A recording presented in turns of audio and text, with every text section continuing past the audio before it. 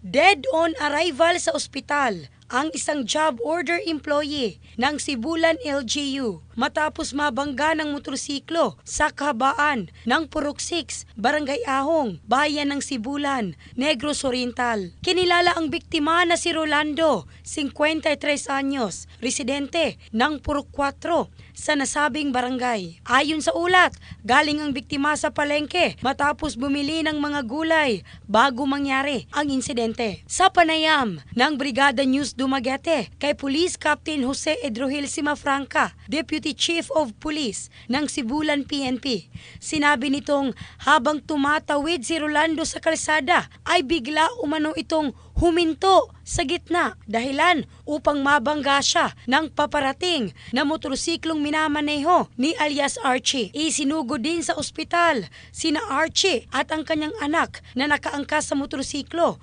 matapos magtamo ng mga pinsala sa katawan. In the heart of changing lives, ako si Michelle Craste ng Brigada News Philippines, the Music and News Authority.